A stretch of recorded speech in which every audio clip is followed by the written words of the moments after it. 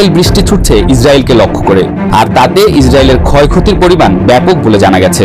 ইরানের রাতভর চালানো হামলায় হাইফা ও তেল আবিব শহরের বিভিন্ন অবকাঠামোয় ব্যাপক ক্ষয়ক্ষতির খবর পাওয়া গেছে। ইরানের এসব হামলায় ইসরায়েলে কমপক্ষে 10 জন নিহত হয়েছে বলে খবর প্রকাশ করেছে আন্তর্জাতিক গণমাধ্যমগুলো। রোববার ইরানের হামলায় ধ্বংস হওয়া বিভিন্ন স্থান পরিদর্শন করতে যান ইসরায়েলের প্রধানমন্ত্রী বেনিয়ামিন নেতানিয়াহু। ধ্বংসস্তূপ পরিদর্শনকালে তিনি তার সামাজিক যোগাযোগ মাধ্যম ফেসবুকে একটি পোস্ট লেখেন। পোস্টে নেতানিয়াহু লেখেন, ইসরায়েলি নারী, শিশু ও নিরপরাধ সাধারণ মানুষকে হত্যা করার জন্য খুব বড় মূল্য দিতে হবে ইরানকে, আর তা খুব শিগগিরই ঘটবে। আমি এখন ঘটনাস্থলে আছি উদ্ধারকারী দল ও ফ্রন্ট কমান্ডের সঙ্গে।